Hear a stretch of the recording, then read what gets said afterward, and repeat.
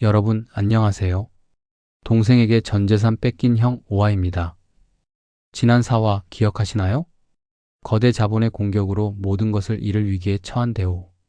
그의 앞에 모든 비극의 시작이었던 동생 민호가 나타났습니다. 자신을 파멸로 이끈 친부모에게 복수하겠다며 형에게 도움의 손길을 내밀었죠. 내가 도울게, 형. 그들의 약점 내가 알아. 과거의 상처와 배신, 그리고 눈앞의 절박한 현실. 그 기로에서 대호는 어떤 선택을 하게 될까요? 오늘 그 아슬아슬한 동맹이 시작됩니다. 차가운 밤 공기가 대호와 민호 사이를 감쌌습니다. 대호는 무릎 꿇은 민호를 한참 동안이나 말없이 내려다보았습니다. 증오, 연민, 불신, 그리고 아주 희미한 기대감. 복잡한 감정이 폭풍처럼 휘몰아쳤습니다. 대호가 마침내 입을 열었습니다. 일어서. 목소리는 얼음장처럼 차가웠습니다. 민호가 천천히 몸을 일으켰습니다. 마주 볼 용기가 없는지 고개를 푹 숙이고 있었죠. 내가 뭘 할 수 있는데? 대호의 물음에 민호가 대답했습니다. 강태준. 그 남자는 제 친아버지지만 저는 그를 아버지라 생각하지 않아요. 그는 괴물입니다. 그리고 모든 괴물에게는 약점이 있죠. 약점? 네. 그는 돈으로 세상을 움직일 수 있다고 믿는 사람이에요. 반대로 말하면 돈이 사라지면 모든 것을 잃는 사람이란 뜻입니다. 민호의 목소리에는 차가운 확신이 서려 있었습니다. 그의 자금줄을 끊어야 해요. 제가 그 방법을 압니다. 대호는 민호를 데리고 자신의 오피스텔로 향했습니다. 집 안으로 들이지는 않고 문 앞에 세워둔 채 말했습니다. 여기서 기다려. 대호는 안으로 들어가 박준영 변호사에게 전화를 걸었습니다. 심야였지만 박 변호사는 곧바로 전화를 받았습니다. 대호는 민호가 돌아온 사실과 그의 제안을 모두 털어놓았습니다. 박 변호사의 목소리가 즉시 심각해졌습니다. 김민호 씨가요? 사장님, 위험합니다. 그 말을 어떻게 믿습니까? 또 다른 속임수일 수 있습니다. 나도 알아. 하지만 박 변호사, 지금 우리에게 다른 방법이 있어? 대호의 목소리에는 깊은 무력감이 배어 있었습니다. 박 변호사는 한동안 말이 없었습니다. 그리고 깊은 한숨과 함께 말했죠. 없습니다. 솔직히 말씀드리면 지금 상황은 법으로 싸워서 이길 수 있는 수준을 넘어섰습니다. 강태준은 합법과 불법의 경계를 넘나들며 우리를 조여오고 있습니다. 증거를 잡기조차 어렵습니다. 그렇다면 민호의 말을 믿어보는 수밖에. 사장님, 만약 김민호 씨와 함께하기로 결정하신다면 몇 가지 안전장치는 반드시 마련해야 합니다. 저도 밤새 고민해 보겠습니다. 내일 아침 세 사람이 함께 보시죠. 다음날 아침 박준영 변호사의 사무실에 세 남자가 마주 앉았습니다. 대호, 민호, 그리고 박 변호사. 어색하고 긴장된 침묵이 흘렀습니다. 박 변호사가 먼저 입을 열었습니다. 김민호 씨 가석방을 축하드립니다. 그리고 다시 이렇게 뵙게 되어 유감입니다. 민호가 고개를 숙였습니다. 변호사님께도 큰 죄를 지었습니다. 드릴 말씀이 없습니다. 사과나 지난 이야기는 나중에 합시다. 지금은 그럴 시간이 없어요. 김민호 씨, 당신이 말한 약점이라는 게 구체적으로 뭡니까? 민호는 준비해왔다는 듯 단호하게 말했습니다. 비자금입니다. 강태준이 수십 년간 축적해온 천문학적인 규모의 비자금. 그 돈이 그의 힘의 원천입니다. 그 돈으로 기업을 사고 사람을 매수하고 언론을 움직이죠. 비자금이라. 그걸 어떻게 찾아내죠? 그런 돈은 보통 해외 페이퍼 컴퍼니나 차명 계좌에 쪼개져 있을 텐데요. 박 변호사의 말에 민호가 고개를 저었습니다. 아닙니다. 강태준은 아무도 믿지 않는 사람입니다. 심지어 자기 자신조차도요. 그래서 그는 자신의 모든 불법 자금을 단 한 사람을 통해 관리합니다. 수십 개의 차명 계좌를 총괄하는 금고지기가 따로 있어요. 금고지기? 대호와 박 변호사가 동시에 물었습니다. 네. 이름은 윤상현. 강태준과는 고향 선후배 사이로 30년 넘게 그의 그림자 역할을 해온 사람입니다.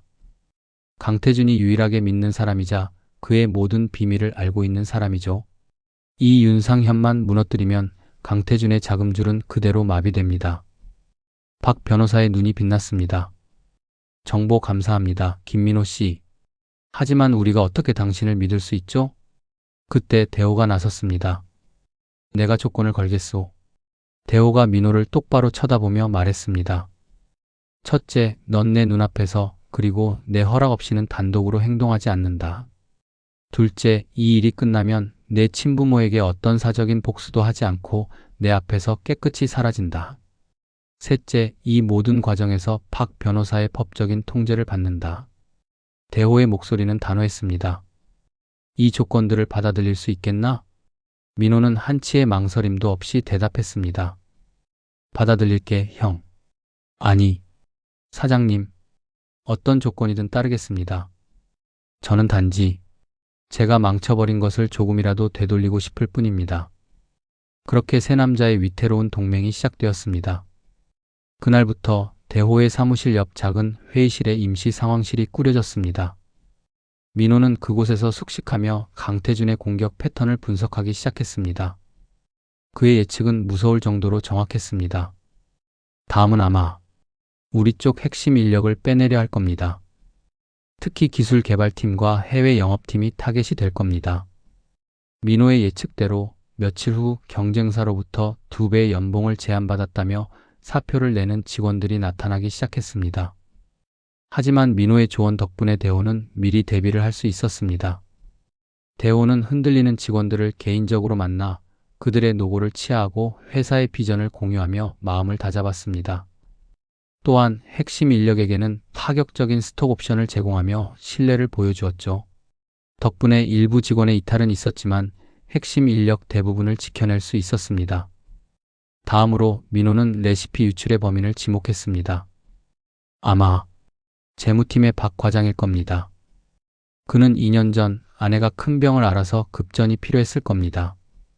강태준 쪽에서 그걸 놓쳤을 리가 없죠. 대호는 설마 했습니다. 박 과장은 10년 넘게 함께 일해온 성실하기로 소문난 직원이었습니다. 하지만 박 변호사가 그의 계좌를 추적한 결과 거액의 돈이 입금된 사실을 확인했습니다. 대호는 박 과장을 조용히 불렀습니다. 박 과장은 모든 것을 자백하며 눈물로 용서를 빌었습니다. 사장님, 죄송합니다. 제가 정말 죽을 죄를 지었습니다. 아내 수술비 때문에 눈이 멀었습니다. 대호는 그를 해고하는 대신 박 변호사와 상의하여 그의 자백을 증거로 확보하고 그를 역이용하기로 했습니다. 강태준에게 거짓 정보를 흘리는 역정보원으로 활용하기로 한 것입니다. 민호의 정보력 덕분에 대호는 강태준의 파상 공세를 가까스로 막아내고 있었습니다. 하지만 이것은 방어일 뿐 근본적인 해결책은 아니었습니다. 결국 윤상현을 잡아야 해. 민호가 말했습니다. 그 사람만 우리 편으로 만들면 전쟁은 끝나요. 어떻게? 윤상현에게는 아들이 하나 있어요. 올해 20살인데 심장병을 앓고 있죠. 해외에서 수술을 받아야 하는데 수술비가 어마어마하다고 들었습니다. 민호가 말을 이었습니다. 강태준은 윤상현에게 절대 그 돈을 내주지 않을 겁니다. 그게 강태준의 방식이죠. 철저히 이용하되 결정적인 도움은 주지 않아 충성심을 유지하게 만드는 것. 우리가 그 수술비를 해결해 준다면 흔들리지 않을까?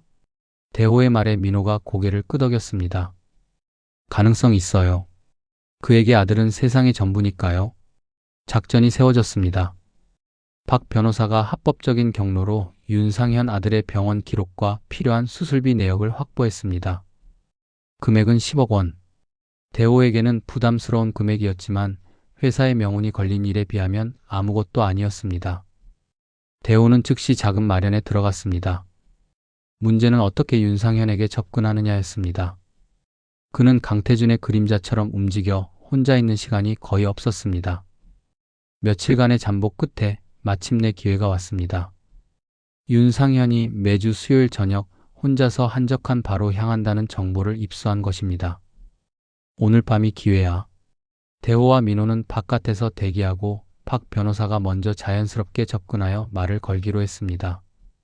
약속된 수요일 저녁, 대호와 민호는 바 건너편 차 안에서 숨을 죽인 채 기다리고 있었습니다. 민호의 얼굴에는 긴장한 기색이 역력했습니다. 형. 아니, 사장님. 정말로 저를 믿어주시는 겁니까? D-5는 민호를 쳐다보지 않고 앞만 보며 말했습니다. 널 믿는 게 아니야. 내가 강태준을 증오하는 마음을 믿는 거다. 그때였습니다. 바의 문이 열리고 윤상현이 나왔습니다. 박 변호사가 그에게 다가가려던 찰나 어디선가 검은색 세단 한 대가 미끄러지듯 다가와 윤상현 앞에 멈춰 섰습니다. 차 뒷문이 열리고 한 사람이 내렸습니다. 대호와 민호는 숨을 멈췄습니다. 차에서 내린 사람은 미래전략그룹의 기획조정실장 오수진이었습니다. 그녀는 윤상현에게 다가가 무언가 서류를 건넸고 두 사람은 심각한 표정으로 대화를 나누기 시작했습니다. 민호의 얼굴이 하얗게 질렸습니다. 말도 안 돼. 오수진이 왜 저 사람을? 강태준의 수족과 갔던 오수진 실장, 그리고 강태준의 유일한 금고지기인 윤상현. 두 사람의 비밀스러운 만남. 그것은 무엇을 의미하는 것일까요? 단순히 강태준의 지시를 전달하는 것이었을까요?